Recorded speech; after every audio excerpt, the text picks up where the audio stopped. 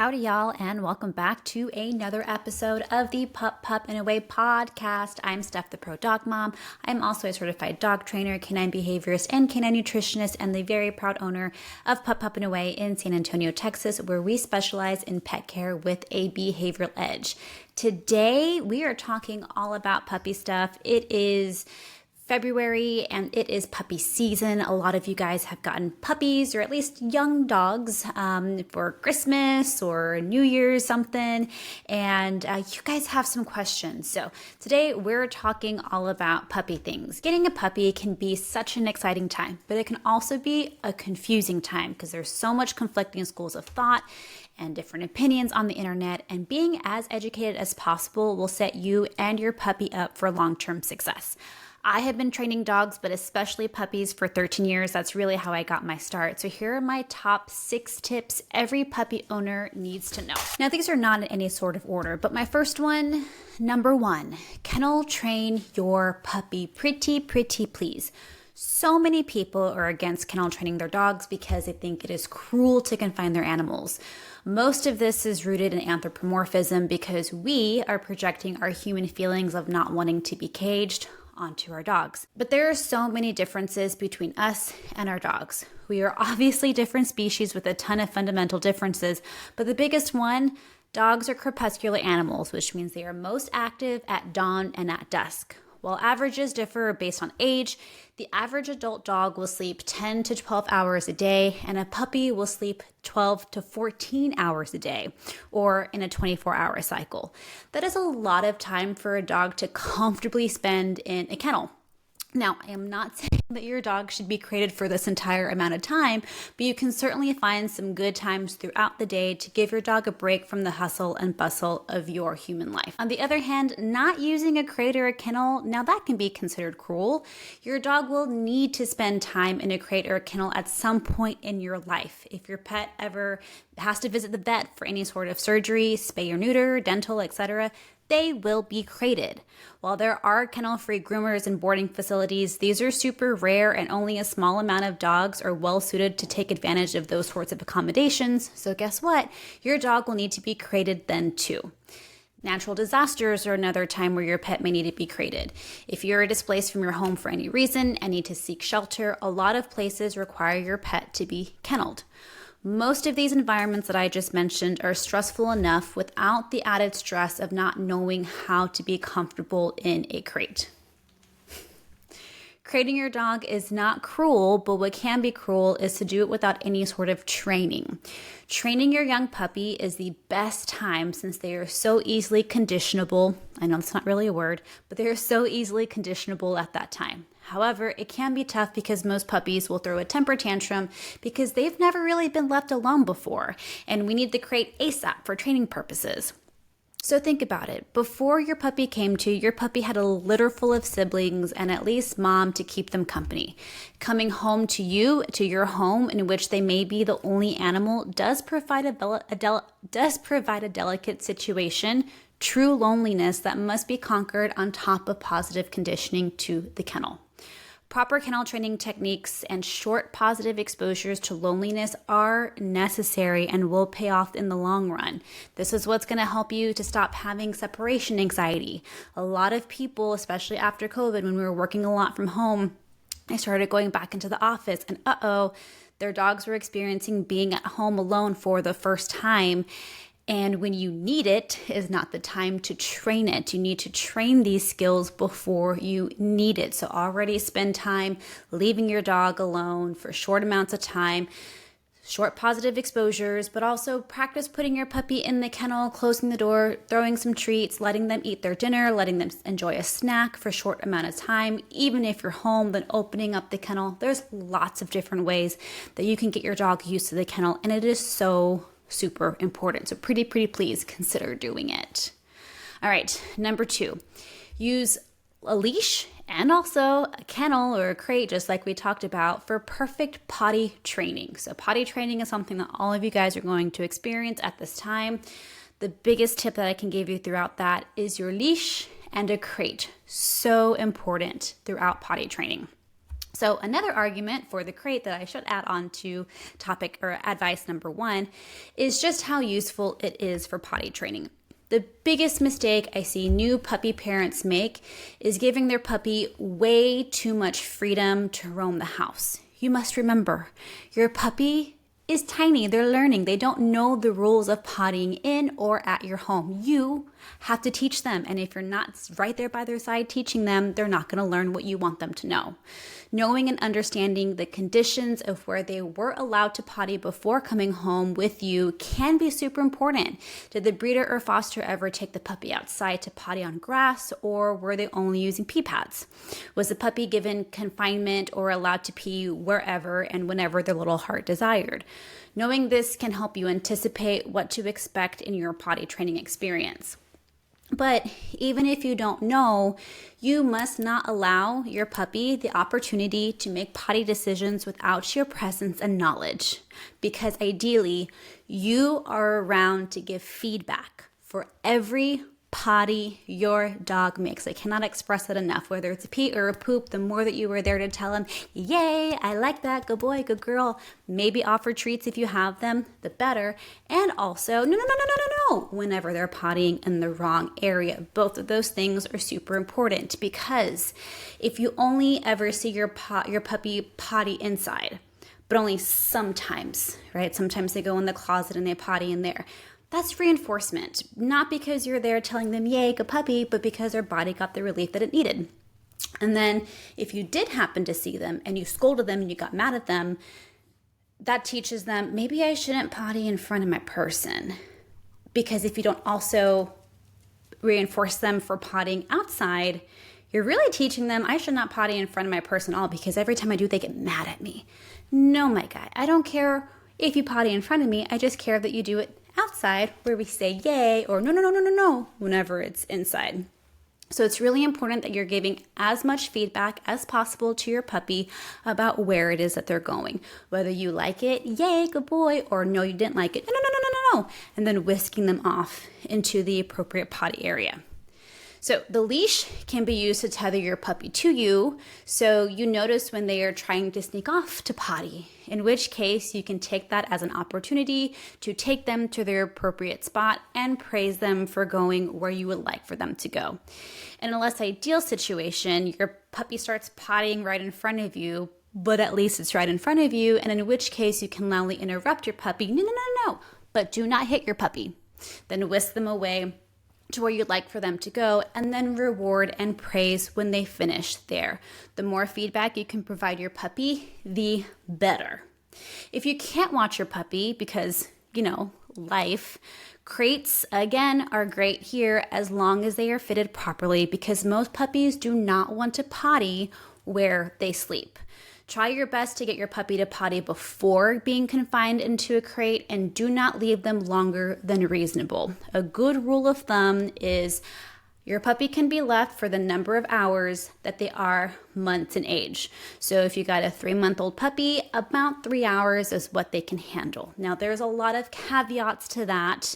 If your puppy has a UTI, if they just finished eating and drinking, if they just woke up from a nap, if they just finished playing, those things might make the time go down a little bit.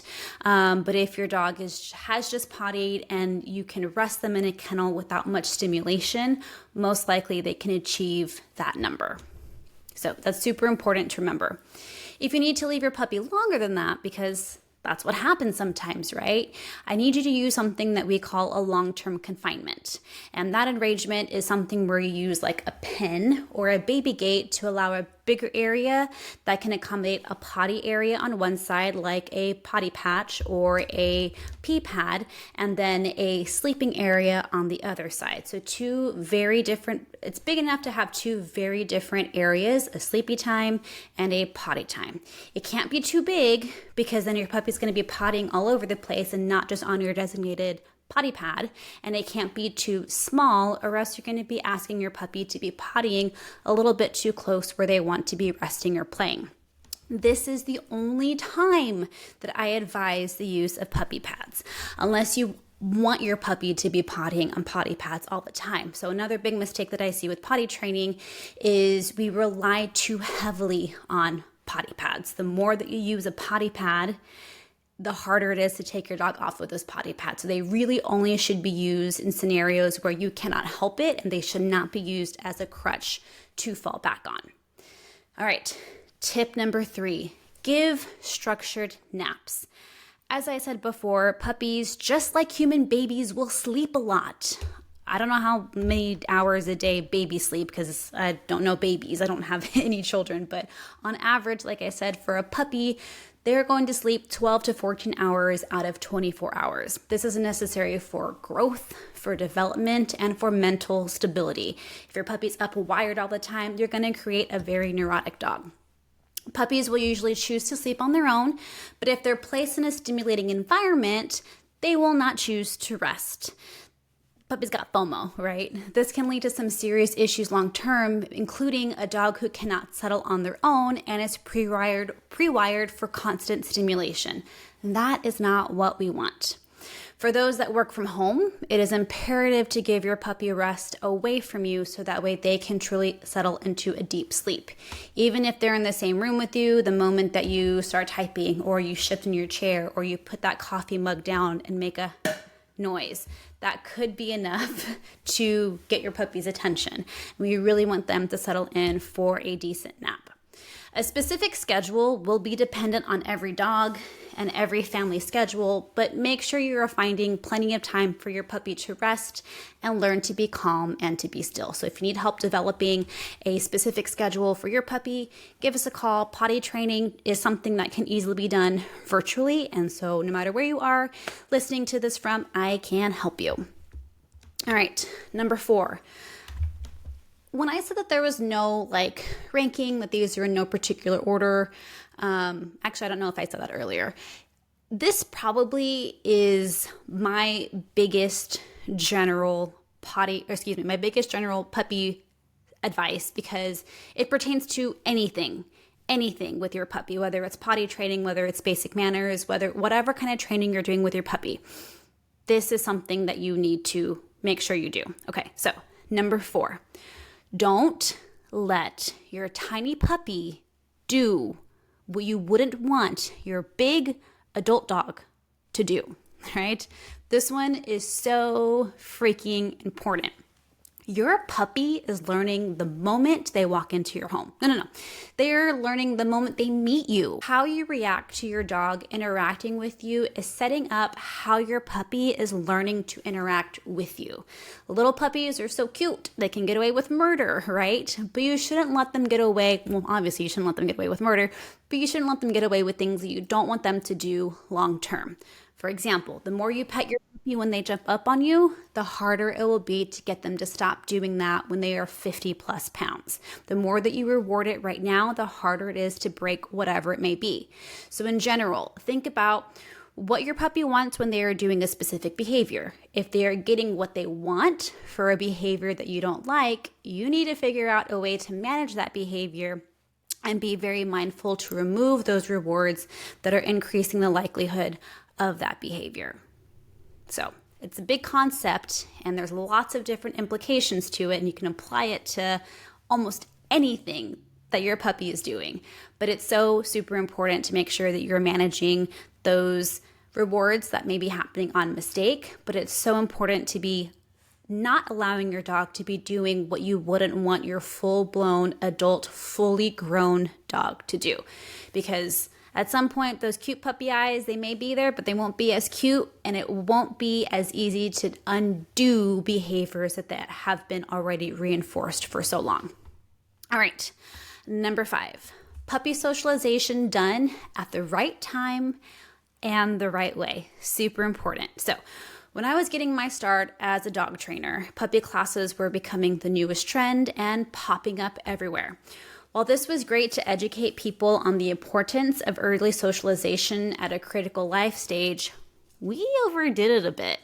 Many classes built excitement around meeting new puppies, new dogs, new people, and new stimuli, which was great until we realized that we were conditioning crazy, excitable behavior instead of calm behavior. Yes, it is important to expose your puppy to many things, but we always want to be teaching your puppy the right way to respond to these things as well.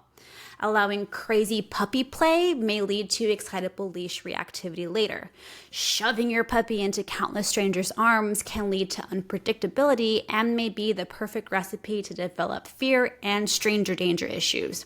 When socializing your puppy, create a positive but calm introductions. Excitable curiosity should be allowed because your puppy is learning, but it should not be rewarded. I'm going to say that one more time because I really like that line that I wrote. Excitable curiosity should be allowed because your puppy is learning, but it should not be rewarded.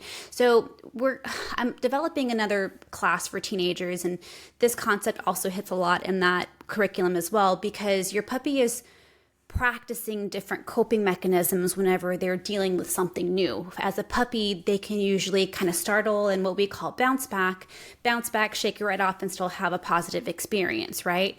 But if the environment in which we're stimulating your dog and introducing your dog to different things is way too stimulating, and we're really hyping your puppy up to have a blast and to go run and jump and do all these crazy things without structure, that's how we act in new environments.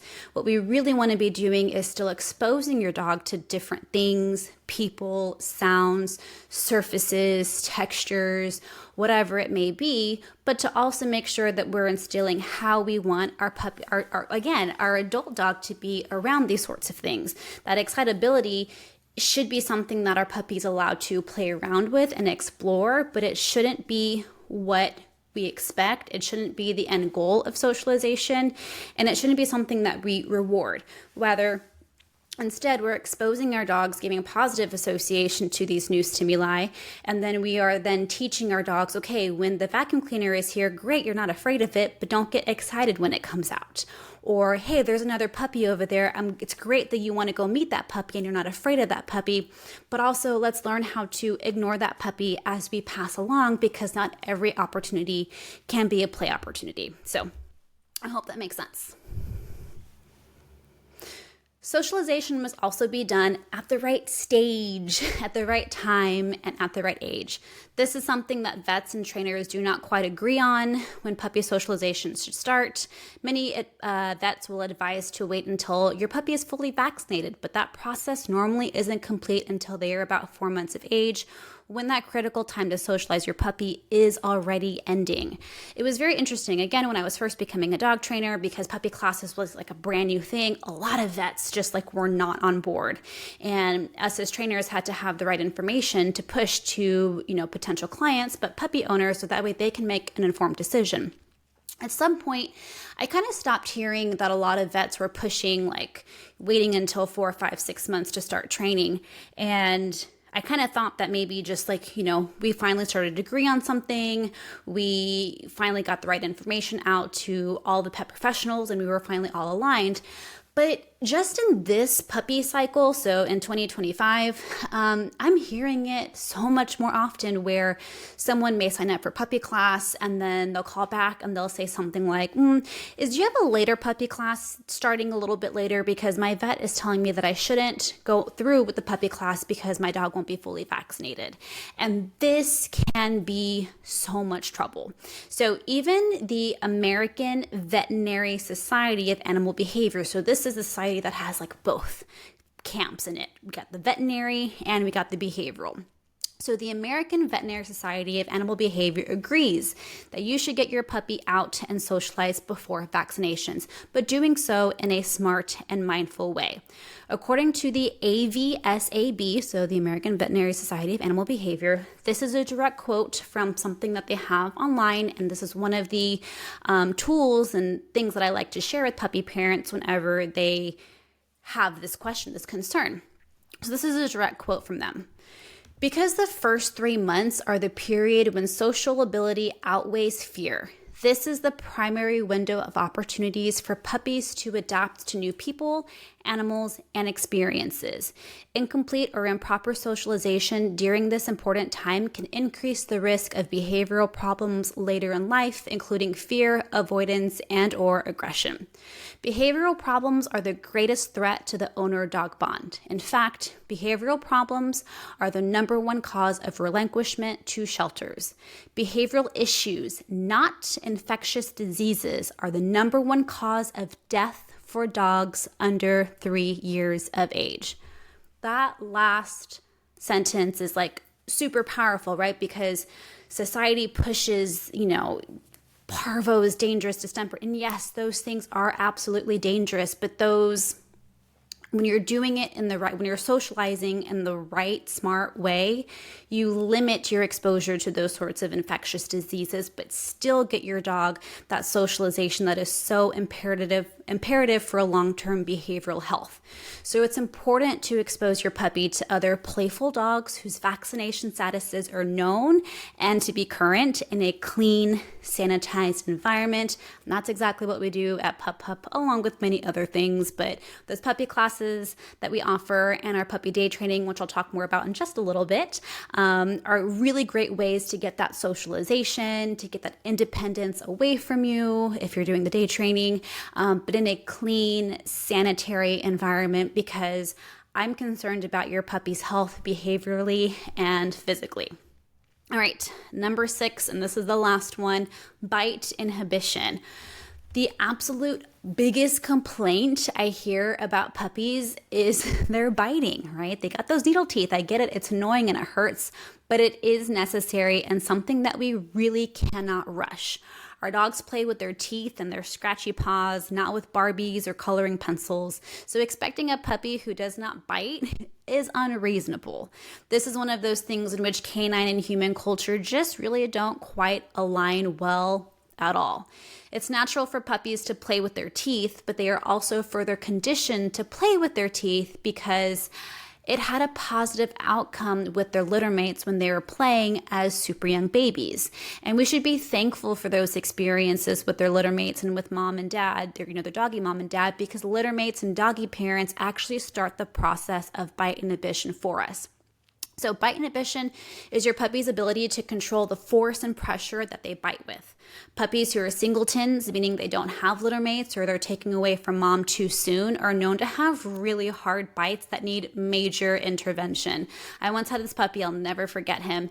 He was in one of my puppy class and he was like making all the puppies squeal, and mom was, she came with all these like cuts on her hand, and I was like, what is happening? What is going on with this puppy? So I went and I hung out with him, and sure enough, man, he's nibbling, but oh my God, there was pressure behind that bite. Like he was like touching tendons and bones, and it hurt. And it was through conversation with her that I realized he actually didn't have any litter mates. He didn't grow up with litter mates. I can't remember if he truly was the only the only puppy in his litter, which is rare, or if all the other puppies just didn't make it, which is not rare, but he did not get that valuable feedback from that play with litter mates for him to learn how to bite softly. So this puppy parent was experiencing what every puppy parent does, but definitely to an extreme. So our job as puppy parents is to first continue to instill in our puppies the ability to control the pressure of their bite. Neutral feedback or ignoring your puppy for gentle puppy nibbling is good, but removing yourself for those harder bites is enough to do the trick, though it will take time. No, you don't have to hit your puppy. You don't have to hold their mouth shut. You don't have to pin their lip under their canine and squeeze really hard. You don't have to do any of that. Remember, the litter mates never did things like that, and they were already teaching your dog the skill. So if you're playing with your puppy and they're giving you nice, gentle nibbles, of course, I'm still trying to have them play with toys and nibble on toys inside of my hand. But if it's tolerable, I'm not going to reinforce it or reward it. I'm just going to go ahead and keep trying to give that puppy the toy that I want him to be nibbling on. Now, if at some point it does turn into a really hard bite, some people may give like a ow or like a loud squeal. This might work for some dogs because that's kind of what the puppies would do to each other, right? As they would squeal. But this also for some dogs might really excite them because now you're a human squeaky toy and that was a lot of fun. So the biggest thing and the most general thing that you can do is if your puppy is biting a little bit too hard, is to remove yourself as a plaything, meaning you get up and walk away, or you put your hands, under your armpits or behind your back and you completely ignore your dog for a second. And as soon as they calm down, we play again, because it's the repetition of, I bite too hard, I lose my playmate. I bite too hard, I lose my playmate. That's going to help drill into your dog, oh, I shouldn't bite too hard. So keep that in mind whenever you're playing with your puppy. Bonus points is if you can get your dog around adult dogs who are playful and give proper corrections, because for puppies, it's like the blind leading the blind almost. So even like in puppy classes, we'll see two puppies that are playing really well, but it really is over the top kind of play. And not every dog likes that kind of play. So your puppy also needs to learn how to play with adult dogs who may not be giving that crazy puppy energy. Again, this is one of those areas where the right sort of socialization, right? We don't want crazy play. We want even, calm, neutral, bouncy, playful play. Not let's wrestle and pin each other and run around like crazy play. So finding these nanny dogs will be amazing, and they will be your best friends if you can find any. It is pretty hard to do. In our puppy day training program, I will pluck a select couple of dogs from our daycare program and bring them into our puppy day training. So that way our puppies can be experiencing what it's like to meet a calmer dog that doesn't have crazy puppy energy, a dog that's bigger than them. And it's so interesting how freaked out the puppies are meeting an adult dog for the first couple times, because they're just way bigger. So again, the skill of just being around an adult dog is super important. But if this adult dog is a good player and will give proper corrections to those puppies, it's even better. So if you can find any, that's amazing. The biggest message that we're trying to send your puppy here is, if you can't bite me gently, you aren't allowed to play with me. Now, when you notice that your puppy is offering nothing but gentle nibbles, then we will work on decreasing the frequency of the bite. So first we work on the intensity, and then we work on the frequency. This skill is super important because any dog can bite no matter their training. That's so important for every single person who has a dog to know. Any dog can bite no matter their training. I don't care if it was a service dog who has, gone through the most intense training, and he's always been around children, and for the past 6 years, he's never once snarled at a dog. That dog still has the opportunity and the ability and the capability to bite. If a dog is scared enough, if they're startled enough, or if they're in pain, any dog can have the opportunity to bite. And if your dog ever chooses to act on that opportunity, it is so important for them to know how to do it softly. Because when a dog chooses to bite, they are also making the decision to harm or not harm. And most of the time, your dog is biting because they just want to get some space from whatever it is. So I'm going to go off on a tangent here for a second. So if your dog is biting, you should already be noticing what are the situations that made my dog uncomfortable in the first place, because if that was the case, I may have been able to step in and prevented that from happening. But sometimes they're just so out of the blue when really they're not. When people tell me my dog bit out of the blue, it wasn't out of the blue. We just missed the signs. But if your dog is snapping and biting because maybe they're in pain and there really was no way for us to tell that beforehand, those are opportunities in which we want to make sure that when your dog does choose to bite, they're going to do so gently. So, puppyhood. Puppyhood is so much fun and it's so rewarding. Putting in the investment of time and training is crucial, as it helps stepping into adolescence just that much easier, because adolescence is a doozy. The more that I'm learning about the neuroscience of adolescence, the more that it really is important for puppy parents and for trainers to recognize that what we expect from our dogs and the style of training that we're allowing our dogs, and just kind of the general changes that they're going through at teenager, it really is an important step for us to call attention to. And I think what's going to happen soon is we're going to start giving teenager time the same time of day and the same consideration that we just decided to give puppyhood its own consideration. Like, puppy classes is something that's very new to the industry. Again, something that was just kind of emerging just less than 15 years ago.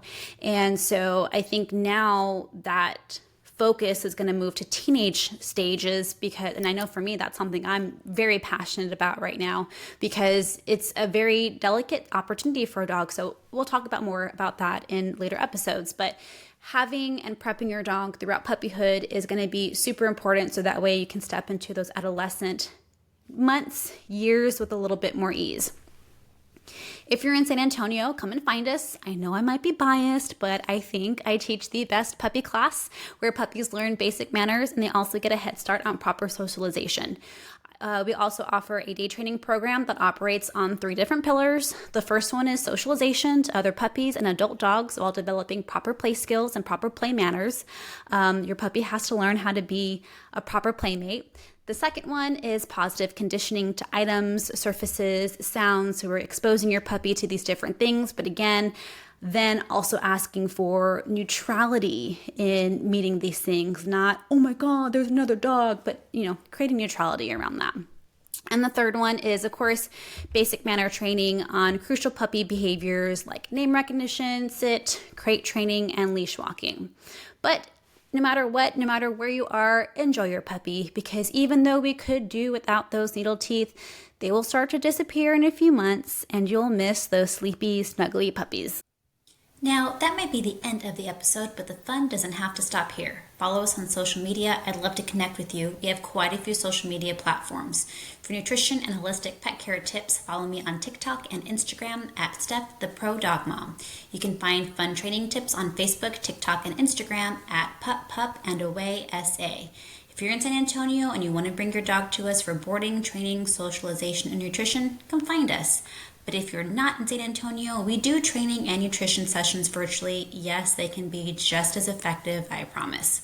Please rate, review, and subscribe to my podcast on whatever platform you listen on. And please, please, please share with a friend. The positive reinforcement of knowing people actually listen to this and find it valuable helps motivate me to keep on recording. We'll see you guys at the next episode.